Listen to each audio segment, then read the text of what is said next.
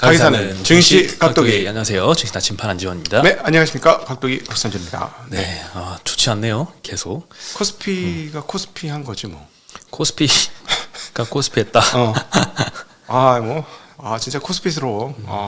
네. 다시 옛날 기억이 스물스물 올라오는 것 같아요. 진짜 코스피 다 와요. 미국 떡상할 때 우리는 그냥 그저 그렇고 미국이 조금만 하락해도 우리는 대폭 하락하고. 야, 진짜. 네. 안타깝습니다. 네, 오늘 코스피 0.7% 하락, 코스닥 1% 하락. 양시장 다 많이 하락했고요. 네. 코스피는 지금 연속으로 지금 며칠 빠지는 건지 모르겠네요. 네, 오늘 종이목재 섹터가 제일 강했어요. 태림포장이라는 회사가 오늘 상한가를 갔습니다. 네. 근데 다른 종이 제지업체들도 다 급등을 했거든요. 깨끗한 나라, 대형 포장, 페이퍼코리아 다 이렇게 안 좋은 상황에 좀 많이 상승을 했습니다. 새로운 스티로폼을 대체할 만한 신기술을 태림 포장에서 개발을 했다는데 조금 이따 자세히 말씀드리겠습니다. 네. 건설주가 오늘은 좋았습니다. DLENC가 5% 정도 상승을 했는데요. 1월 초였나요? 그때 DLENC 리포트가 나왔어요. 네. 그래서 지금 시장에서 우려하고 있는 이 태영그룹 같은 사태가 DLENC에는 없다. 라고 하면서 그쪽으로 조금 건설주에 대한 수급이 좀 쏠리는 게 아닌가 생각이 들고 정부의 부동산 좀 규제 완화 정책도 나오면서 오늘 상승에 기여했습니다. 네. 운수장비 섹터가 상승을 했습니다. 하나 에어로스페이스 같은 이제 우주항공주들 상승을 했는데요. 전일 국회 본회의에서 우주항공청법 의결을 했다고 합니다. 우주항공청이라는 걸 이제 신설을 하게 되면 우주산업이 좀 발전할 수 있을 거다 이런 기대감이 좀 생기는 것 같습니다. 네. 어제는 그렇게 안 올랐던 것 같은데 이렇게 하루 좀 딜레이 돼가지고 오릅니다. 철강금속이 오늘 제일 좀 하락을 했고요. 철강주들이 요즘에 좀 좋지 않은 것 같아요. 네. 전기전자도 많이 하락했습니다. 오늘 반도체가 하이닉스가 원래 잘 버텼잖아요. 네. 오늘은 2.8% 정도 하락했고 삼성전자도 1.4% 정도 하락을 했습니다. 네, 각자 최근에 많이 올랐던 거 다 뱉어내고 있습니다. 네, 삼성, SDI, LG 디스플레이, 솔루스 첨단 소재 다 전기전자 섹터 내에서도 골고루 좀 많이 하락을 했고요. 섬유유복도 좋진 않았습니다. 네. 네, 오늘 이제 정부에서 이제 윤석열 대통령이 민생 토론회를 열고 국민 주거 안정을 위한 주택 공급 및 건설 경기 보완 방안이라는 걸 발표를 했습니다. 좀 놀라웠던 내용은 30년대 아파트 안전 진단을 사실상 폐지한다라는 내용이었는데요. 이제 좀 재건축 재개발이 좀 활발해지지 않을까 이런 기대감이 좀 생기고 있습니다. 건설주들한테는 도움이 되겠죠. 네. 일단 안전진단을 면제한다는 내용인데요. 준공 30년이 넘은 아파트는 안전진단 없이 재건축을 착수하도록 하겠다.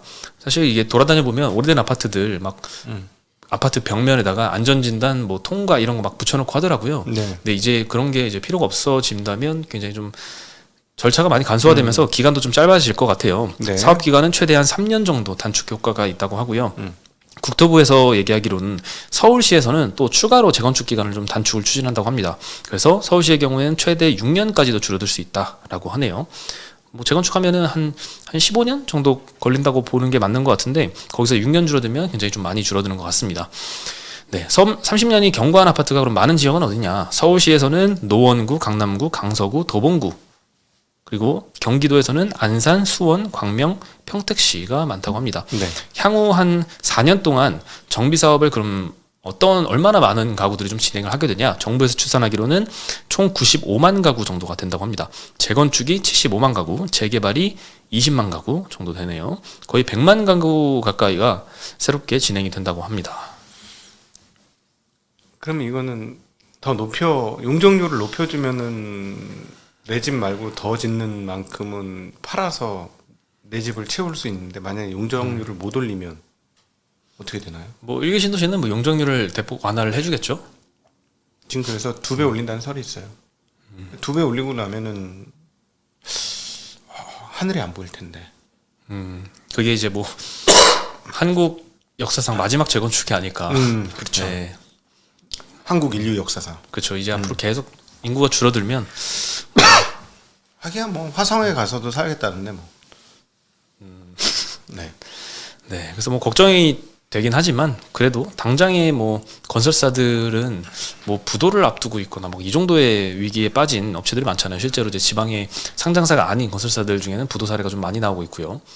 그래서 오늘 같은 경우에는 이런 미분양 해소 방안이나 안전진단 면제 이런 소식들이 좀 도움이 되는 것 같습니다. 그리고 미분양 해소 방안에 대해서도 말씀을 드리면요. 향후 2년 동안 지방에서 준공후 미분양 주택을 매수를 하면 주택수에서 제외해주겠다라고 합니다. 뭐 85제곱미터 이하 주택과 그리고 취득가 6억 원 이하가 대상이라고 하네요.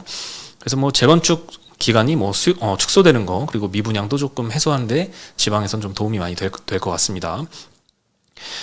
네. 그리고 이제 태영건설 채권단에서 워크아웃에 사실상 합의했다 이런 보도가 좀 나오고 있습니다. 사실 1차 협의회는 내일 진행이 되는데 내일 투표를 할 텐데 이미 어느 정도 다 합의는 완료가 된 것 같다라는 보도 내용입니다. 회의에서는 이제 태영건설의 자구 계획을 오늘 들었다고 하는데요. 채권단 논의 결과 긍정적인 소식이 좀 전해지는 게 아닌가 싶습니다. 태영건설의 자구 계획 말씀드리면요. 크게 4가지인데요. 태영인더스트리, 에코비트, 블루원, 평택사이로 요거 각각 지분을 갖고 있는데 요 매각을 해서 매각 대금을 태영건설에 지원하거나 아니면 지분을 담보로 제공하는 방안들이 거론이 되고 있고요. 요 4가지 이외에도 추가로 SBS 미디어넷 그리고 DMC 미디어 요 지분도 추가로 담보 제공하겠다 이런 방안이 논의가 됐다고 합니다. 여기까지의 자구안 이행에도 그래도 유동성이 부족하다라고 하면 어제 말씀드렸던 TY홀딩스 지분이나 SBS의 지분도 담보로 제공하기로 확약을 했다고 합니다. 뭐 점점 조금씩 이제 긍정적인 소식들이 좀 들려오고 있는 것 같습니다. 그런데 이제 뭐 채권단에서도 확약은 받았으니까 또 한 가지 추가한 내용이 확약 내용이 지켜지지 않는다면 워크아웃은 중단될 수 있다. 이런 내용도 좀 발표가 됐네요. 근데 오늘 주가는 다 하락을 했습니다. 기존까지 뭐 태영건설 우선주 태영건설 같은 경우에는 거의 뭐 위기 이전의 주가 그 이상으로 또 상승을 했다 보니까 조금 시장에서 과도하게 좀 쏠림이 나타난 게 아닌가 싶었는데 11일 투표를 앞두고 오늘은 조금 재료 소멸로 영향을 받은 것 같습니다. 네. 네. 그리고 이제 반도체가 이제 꺾인다라는 조금은 이제 모두가 내는 의견과는 좀 반대였던 하이투자증권의 의견을 작년 11월 초에 전해드렸었는데 오늘은 하이투자증권의 삼성전자 목표가 상향 리포트가 나와서 한번 예전 자료를 한번 다시 봤습니다. 그 당시에 제가 이 표를 한번 보여드렸었는데 11월 1일 기준으로 목표가를 가장 낮게 썼던 증권사가 하이투자증권이었고요. 그때 반도체 업황이 이제 꺾일 거다. 그걸 조심해야 된다. 이런 내용이었는데요. 당시의 목표가를 95,000원에서 77,000원으로 대폭 좀 하향을 시키면서 반도체 업황이 23년도 2분기부터는 좀 반등을 했지만 24년도 중순부터는 재하락할 것이다. 그래서 그걸 6개월 정도 선반영하면 23년 말, 24년 초부터는 좀 시장이 꺾일 거다. 이렇게 전망을 했는데 이유는 감산을 24년도 2분기 정도에는 업체들이 좀 감산을 원복할 것이다. 그러면서 네. 공급이 좀 늘어날 거다. 그리고 또 한 가지 이유는 경기 선행 지표가 꺾인다. 4분기부터 좀 꺾이기 시작하면서 반도체 주가도 기존처럼 6개월 뒤에 동행해서 움직일 것이다. 라고 하면서 좋지 않은 전망을 했었는데요. 오늘 그럼 왜 상향 리포트가 다시 나왔냐? 네. 하고 보니까 목표가는 83,000원에서 87,000원으로 상향이 됐더라고요. 그래서 혹시 의견이 바뀌었나 싶었는데 자세히 보니까 그건 아니었습니다. 이 밸류에이션 상향을 위해서 BPS 기준을 23년에서 24년으로 좀 변경이 됐기 때문이고 23년보다는 24년 BPS가 크기 때문에 뭐 자연적으로 목표가도 좀 기계적으로 올라갔던 것 같고요. 반도체 업황에 대한 부정적인 의견은 여전한 것 같습니다. 네. 24년도 3분기부터 반도체 업황은 좀 둔화될 것이다 라고 계속 기존 전망을 유지를 했고요. 24년도 하반기에 감산이 원복될 거다. 그에 따라서 생산 증가율이 전년 대비 20% 이상 하반기에는 진행이 될 텐데 수요가 과연 그 생산 증가율 20% 그보다 더 많이 수요가 증가할 것인지 아닌지가 변수다라고 지적을 하고 있습니다. 그렇죠. 그에 못 미칠 거다라고 하는 게 하이투자증권의 의견인 것 같습니다. 사실 뭐 중국의 수출이 미국하고 같아진 핵심적인 이유는 중국의 반도체가 안 팔려서 그렇고 예를 들어서 중국에 팔아야 될 반도체가 안 팔리는 이유는 중국 경기가 나빠서 그렇고 중국 경기가 나쁘면 또 부동산이 나빠서 그렇고 이렇게 다 연결고리가 있는데 만에 하나 24년도에도 중국 부동산 경기가 안 풀려 그리고 좀 멈춰 있어. 근데 미국은 그냥 하던 대로만 해. 그러면은 여기서 감산하던 걸 멈춰서 이제 조금 돌고 하니까 이제 감산한 걸 멈추고 공급해. 그럼 다시 가격이 떨어질 수도 있긴 한 거잖아요. 뭐 그런 어떤 염두가 있었던 게 아닌가 하는 생각이 듭니다. 이거 내용을 보면. 네. 그래서 좀 리포트 자세히 보니까 목표가는 상향을 했지만 기계적인 상향이었고 여전히 반도체 업황은 안 좋게 보고 심지어 영업이익 전망치도 추가로 하향을 시켰습니다. 24년도 영업이익 전망이 기존에 28.2조였는데 27조로 1조 원 넘게 좀 줄였고요. 그러면 다른 증권사는 24년도 영업이익 얼마 정도 낼 걸로 보고 있느냐를 한번 쭉 봤습니다. 하이투자증권이 제일 낮게 전망한 건 아니더라고요. 하이투자증권이 27조 원 정도 전망을 하고 있는데 그래도 밑에 쪽에 좀 속하고요. 조금 혹시 자료가 잘린다면 죄송합니다. 그 NH증권이 제일 높게 42조 원 정도 전망을 하고 있고 그 밑에부터 뭐 38조 원, 36조 원, 쭉 30조 원대가 있고 제일 안 좋게 보는 데가 23조 원, 20.8조 원, IBK의 20조 8천억까지 이렇게 쭉 굉장히 2배 넘게 영업이익 전망 격차가 큰 것 같습니다. 네. 네, 예전부터 이 반도체 같은 경우에는 특히 업황 사이클에서 시점을 어떻게 정확하게 맞추겠습니까? 그에 따라서 이제 영업이익 전망치 편차도 굉장히 다른 업종보다는 상당히 크게 좀 나타나고 있는 것 같습니다. 네네. 네. 네, 그래서 뭐 최근에는 계속 이 반도체에 대해서 좀 긍정적인 리포트 위주로 좀 많이 언급을 해드렸었거든요. 그만큼 이제 대체적으로 증권사들이 반도체 업황에 대해서 좀 긍정적으로 좀 보는 편인 것 같은데요. 특히 긍정적으로 보는 측의 주요 생각은 AI가 메모리 반도체 수요를 엄청나게 좀 급증시킬 것이다. 이런 내용인 것 같습니다. 네. 뭐 온디바이스 AI, 뭐 PC와 노트북 이런 데도 이제 AI가 탑재가 되면서 메모리 수요가 기존 대비 2배에서 3배 가까이 증가할 것이다. 그러면서 반도체 업황의 반등을 조금 더 일찍 일으킬 것이다. 이런 내용들이 좀 긍정적인 리포트였고 오늘 같은 경우에는 또 전혀 반대되는 의견인 것 같습니다. 그렇죠. 저는 AI가 지금 잘 되는 거는 기존의 서버 쪽을 커버하는 것 같고요. 네. 서버가 또 늘어나면 좀 문제는 다르겠죠. 근데 이제 중국 쪽에서 이렇게 안 늘어나 버리면은 되게 애매한 건 분명히 맞고, 단 이제 지금 모바일이 중국에서 좀 늘어난다는 소식들이 계속 들리니 그게 늘어난다면 뭐 작년보다는 뭐 좋아지는 거는 분명히 맞지 않을까 하는 생각은 가지고 있는데 과연 그게 어떻게 될까 지금 좀 고민이긴 합니다. 네. 그리고 이제 테린 포장. 그래서 저도 조금 이제 신기하고 이게 이제 실생활에서 곧 보게 되지 않을까 싶은데요. 스티로폼을 우리가 이제 기존까지 많이 썼잖아요.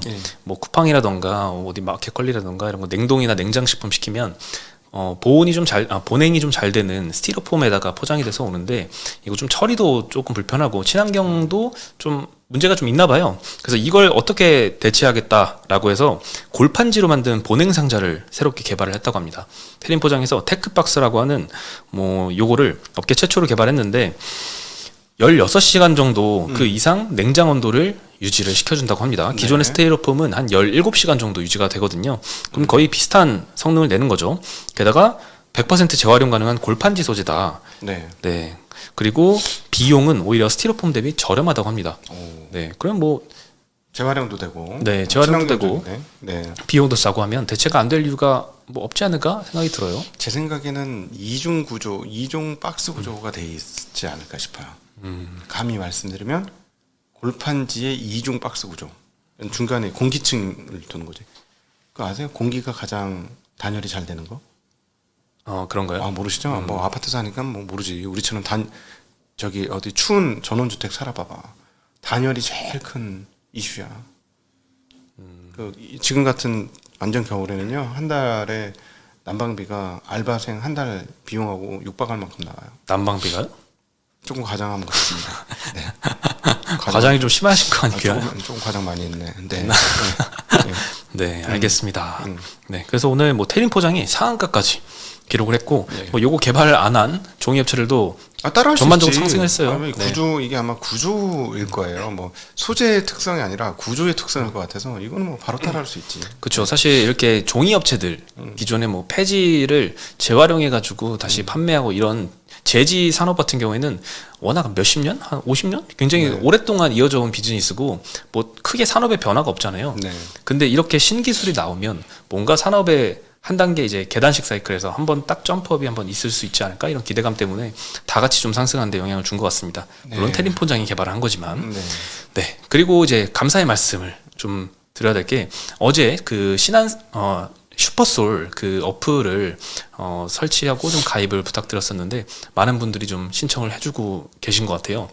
네, 인기 투표 하겠다라고 말씀드렸는데 물론 계속 집계 중입니다. 그래서 결과는 끝까지 봐야 하겠지만 각통이님이 1등입니다. 아 근데 뭐 저 이제 하지 마시고 다른 우리 이름을 말씀드릴게요. 안지원, 류 여기는 류입니다. 류우현, 그다음에 이번엔 유예요. 류가 아니고 유진호 이분들을 좀 많이 해주셨으면 좋겠습니다. 네, 그래서 아침에도 말씀을 드렸는데요.